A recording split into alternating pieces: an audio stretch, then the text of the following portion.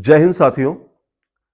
दोस्तों, जैसा कि आप सभी जानते हैं कि अप्रैल का महीना आधा गुजर चुका है और अधिकतर जगहों पर गेहूं की फसल काटी जा चुकी है, थ्रेशिंग चल रही है या कुछ जगहों पर अभी फसल कटना बाकी है। लेकिन अधिकतर जगहों पर खेत खाली हो चुके हैं और लोगों ने नई फसल को प्लान करना शुरू कर दिया है। कुछ लोगों ने सब्जियां वगैरह की भी तैयारी शुरू कर दी है। ऐसे में बहुत सारे लोगों के मेरे पास में फ़ोन्स भी आए या कमेंट्स में भी लोगों ने बहुत ज़्यादा पूछा कि सर, मेंथा की खेती के बारे में वीडियो बनाइए। तो चूंकि समय अब बहुत ज़्यादा नहीं रह गया है, मेंथा की खेती के लिए जिन लोगों ने करना था वो शुरुआत कर चुके हैं। तो मैं आज का वीडियो आपके लिए मेंथा की खेती पर तो नहीं लाया हूँ, लेकिन एक ऐसे विषय को मैं लेकर आया हूँ जो आपके लिए आज बहुत ज़रूरी है। मेंथा की खेती से पहले मेंथा को जानना बहुत ज़रूरी है कि हम कौन-सा मेंथा लगाएँ। 2-3 तरह का मेंथा हिंदुस्तान में होता है और लोगों को उसके बीच में लेके बहुत कन्फ्यूज़न रहता है, किसानों को भी। और बहुत सारी कंपनीज़ जो मेंथा की लीव्स या ऑयल्स खरीदती हैं, उनको भी कई बार ये नहीं मालूम होता है कि हम कौन-सा मेंथा खरीदने जा रहे हैं और कौन-सा हम मेंथा लोगों से माँग रहे हैं। तो इस कन्फ्यूज़न को दूर करने के लिए ही आज मैं आपको मेंथा के इन किस्मों के बारे में फ़र्क बताऊँगा और इस पे हम डिटेल से चर्चा करेंगे। तो जिन दोस्तों ने अभी तक मेरे चैनल को सब्सक्राइब नहीं किया हुआ है, वो प्लीज़ पहले चैनल को सब्सक्राइब कर लीजिए और नोटिफिकेशन बेल को ज़रूर प्रेस कर दीजिएगा ताकि आपको आने वाले हमारे सारे वीडियोज़ मिलते रहें और आपसे कोई भी वीडियो मिस ना हो। तो चलिए फिर शुरू करते हैं आज का मेन विषय, आज का वीडियो।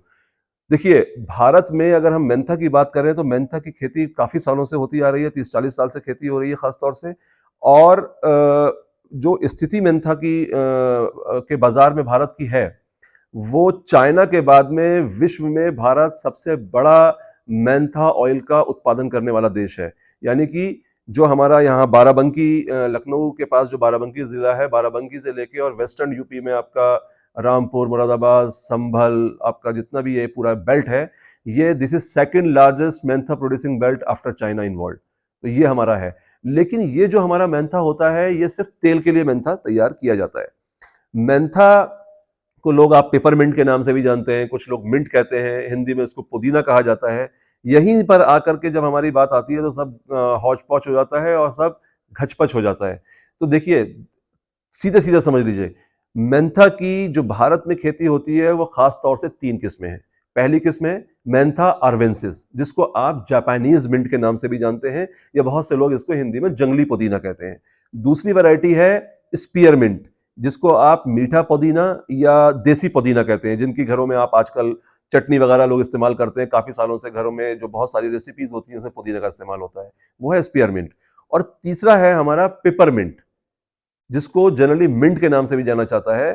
तो पेपरमिंट नाम से ज्यादातर लोग वाकिफ हैं। ये तीनों ही मेंथा हैं, लेकिन तीनों के नाम अलग अलग हैं। एक है जापानीज मिंट, मेंथा आर्वेंसिस। दूसरा है स्पीयरमिंट, आपका मीठा पुदीना या देसी पुदीना। और तीसरा है आपका पेपरमिंट यानी नॉर्मल मिंट। लेकिन अक्सर अगर आप सुनेंगे तो लोग यही कहते नजर आएंगे कि पेपरमिंट की खेती कर रहे हैं, पेपरमिंट की खेती कर रहे हैं। तीनों में डिफरेंस है और तीनों के डिफरेंस को हम किन आधार पर समझ सकते हैं, ये समझ लीजिए।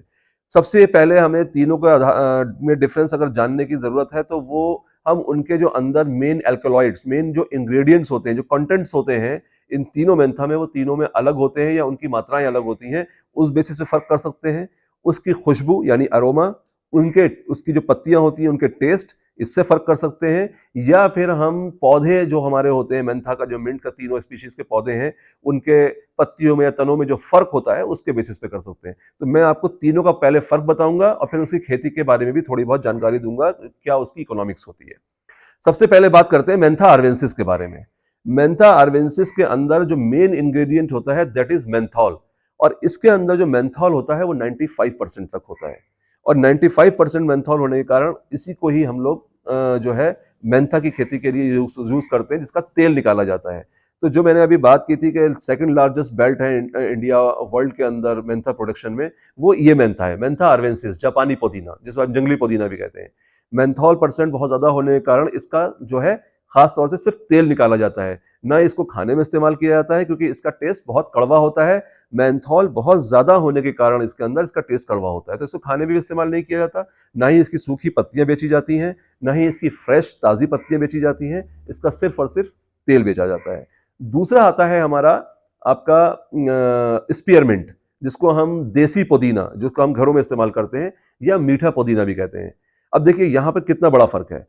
मेंथा अर्वेंसिस में 95% मेंथॉल था, लेकिन स्पीयर में है ये भी मिंट, ये भी मेंथा है, ये भी मिंट है, लेकिन इसके अंदर मेंथॉल का जो परसेंटेज है वो 0.2 टू 0.5%, यानी कि 1% से भी आधा, 0.2 टू 0.5%। लेकिन इसके अंदर जो मेन कंटेंट होता है दैट इज कार्बोन। और कार्बोन जो है इसका जो अगर आप एरोमा लेंगे तो ये बहुत ही सूदिंग, बहुत ही, जैसे च्युइंगम आप खाते हैं, बच्चे च्युइंगम खाते हैं, उसके अंदर जो मीठी मीठी खुशबू आती है, इस टाइप की खुशबू आपको इसके अंदर से मिलेगी। और इसी कारण, इसकी खुशबू के कारण, और इसमें कड़वापन नहीं होता है, इसमें मिठास होती है, इसका इस्तेमाल घरों में बहुत समय से किया जाता रहा है। इसका भी तेल निकाला जाता है, लेकिन तेल स्पीयरमिंट का बहुत, एक तो इसकी ऑयल यील्ड बहुत कम होती है, तो इसलिए जनरली लोग इसका तेल नहीं निकालते हैं। बाजार में इसके तेल का हालांकि रेट ठीक ठाक मिलता है, 2000 रुपए किलो करीबन रेट है इसका, लेकिन तेल की पैदावार 1 एकड़ में 30 किलो से ज्यादा नहीं निकलती है। तो अगर आप 30 किलो तेल निकाल रहे हैं, 2000 का बेच रहे हैं, तो 60,000 से ज्यादा का तेल इसका आपका नहीं बिकेगा। और 20 से 25 हजार रुपए कॉस्ट ऑफ कल्टीवेशन आ गया, तो 20-25 हजार रुपए के लिए आप इसका तेल नहीं निकालेंगे।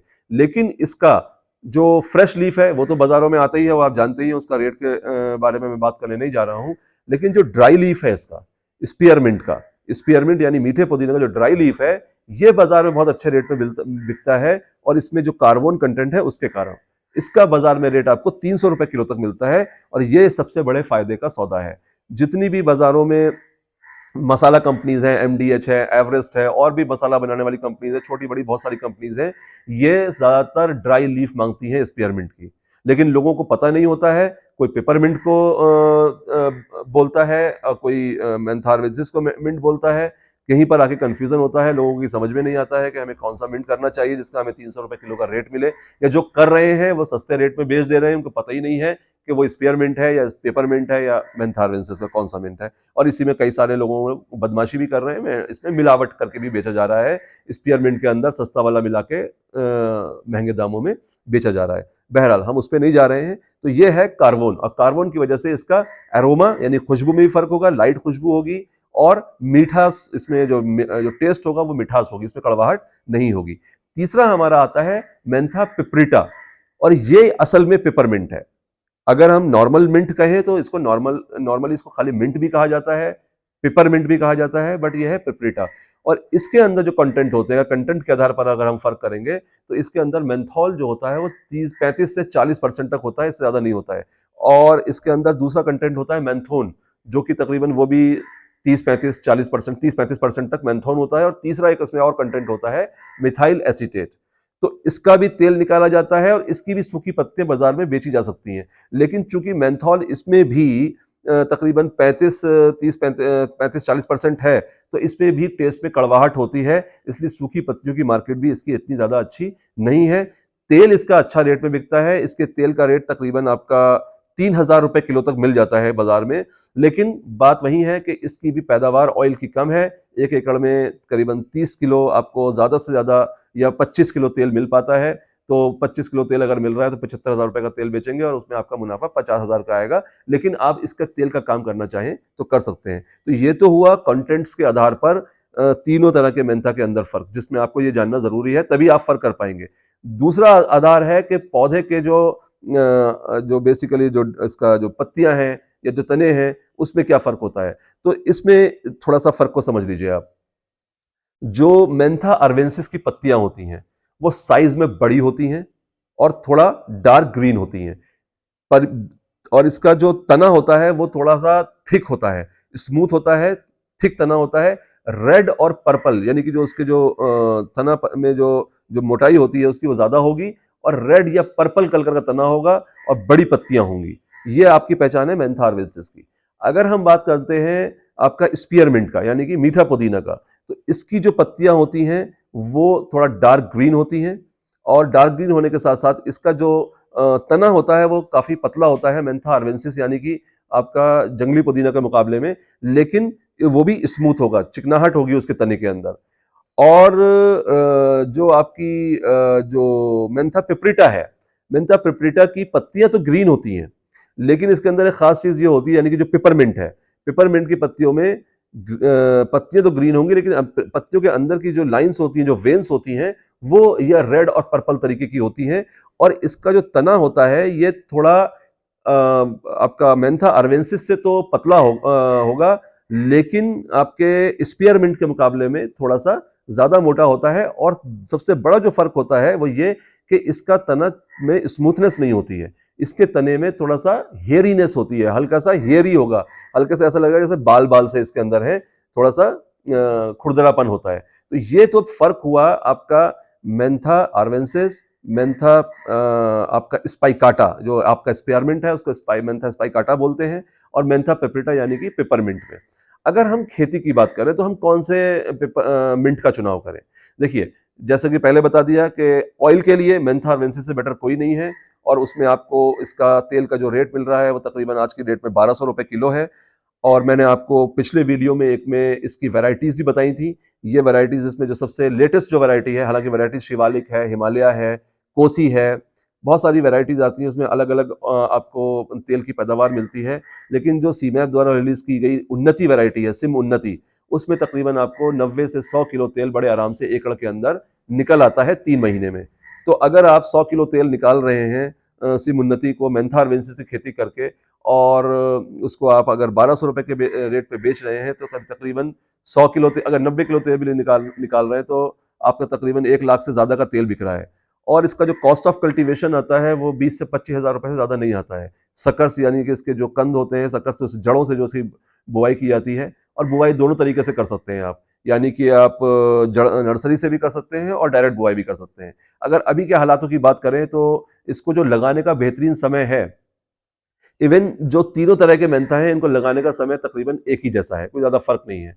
लेकिन क्यों? क्योंकि इसको हमें यह ध्यान रखने की जरूरत है इसमें कि इसको हमें ज्यादा बारिश नुकसान देती है, तो बारिश से पहले पहले हम हार्वेस्ट कर लें, खासतौर से वो जिसको आप तेल के लिए निकालने जा रहे हैं, क्योंकि उसको एक ही बार काट के आपको निकालना है और तेल के लिए उसमें डाल देना है, फिर वो दोबारा उसको दूसरी क्रॉप हम उसकी नहीं लेते हैं। तो जनरली हमारे यहाँ नॉर्थ इंडिया में तो लोग इसको दिसंबर और इवन जनवरी से ही इसका तैयारी शुरू कर देते हैं नर्सरी की।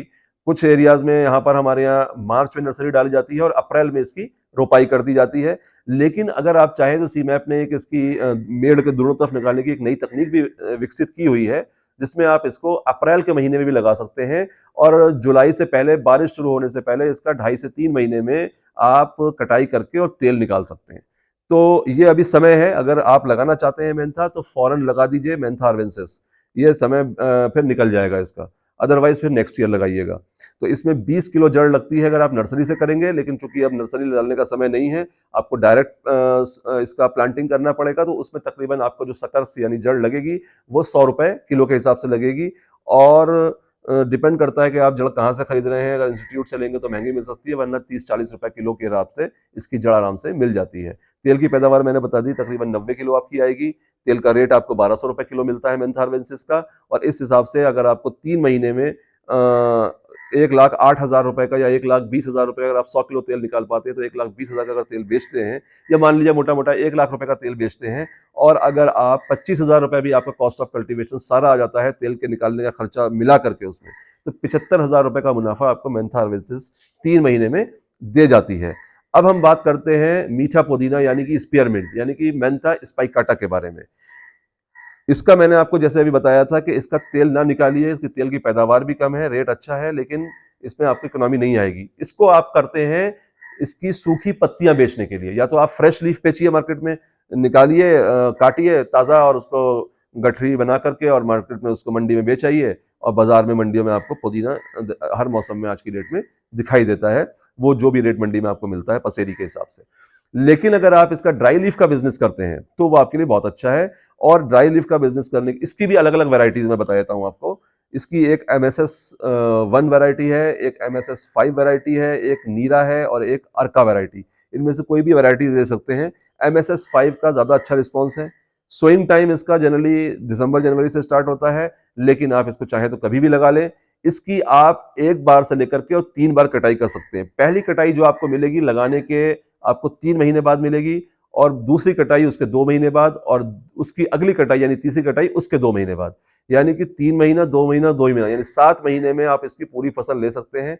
और इसकी जो सूखी पत्ती की ड्राई लीफ की जो पैदावार मिलती है आपको, वो कम से कम आराम से 7 महीने में तीनों कटाई से 1.5 टन से कम नहीं मिलती, यानी 15 क्विंटल, 1500 kg। और अगर रेट आपका इसका 300 रुपए किलो अगर आपको मिल जाता है, तो 15 तिया 45 यानी कि 4.5 लाख रुपए का पत्ता आप इसका सूखा मार्केट में बेच सकते हैं बहुत आराम से। और इसमें जो आपका कॉस्ट ऑफ कल्टीवेशन तकरीबन उसमें भी वही आता है 20 से 25 हज़ार रुपए। तो प्रॉफिट आप इसका आराम से 3.5 से 4 लाख रुपए निकाल सकते हैं। हाँ, ये उन जगहों के लिए ज्यादा अच्छा है जहां पर बरसात कम है, क्योंकि बरसात में इसकी पैदावार कम हो जाएगी, नुकसान होगा इसको। तो आपकी मर्जी है, आप 3 महीने में अगर इसके चाहें तो एक कटिंग लेकर के बेच सकते हैं, उसमें भी आप 1-1.5 लाख रुपए का आराम से मुनाफा निकाल लेंगे। और आप चाहें तो इसको पहली कटाई करने के बाद में छोड़ दीजिए, थोड़ी कटाई कम मुनाफा कम आएगा और मुनाफा उसमें आपका, लेकिन फिर भी आपका आर्वेंसिस के मुकाबले में अच्छा खासा रिजल्ट देके जाने वाली है।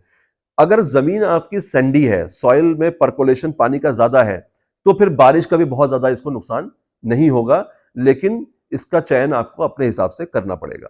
अगर हम बात करते हैं मेंथा पेपरिटा की, तो आज के वीडियो में मैं आपको मेंथा पेपरिटा की खेती इस समय बहुत ज्यादा रिकमेंड नहीं करूंगा, यानी पेपरमिंट की खेती, मिंट जिसे आप पेपरमिंट बोलते हैं, उसकी खेती मैं आपको रिकमेंड नहीं करूंगा, क्योंकि इसके तेल का प्राइस तो अच्छा है लेकिन पैदावार बहुत कम है, और थोड़ा सा कड़वा टेस्ट होने की वजह से ड्राई लीफ का बहुत जल्दी मार्केट नहीं मिलता है। लेकिन स्पीयरमिंट को बाजार ढूंढता है और स्पीयरमिंट की खेती भी बहुत ज्यादा नहीं हो रही है।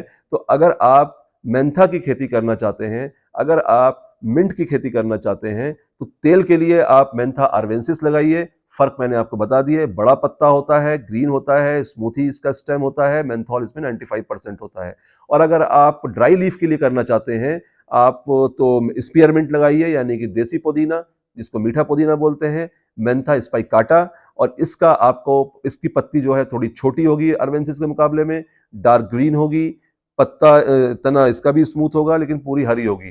पेपरमिंट की पत्ती से बिल्कुल अलग होगी। पेपरमिंट की पत्ती में हम ड्राई लीफ के लिए नहीं करेंगे, क्योंकि इसमें पैदावार बहुत कम आती है, बहुत हल्का पत्ता होता है, बिल्कुल ट्रांसपेरेंट जैसी लीफ होती है।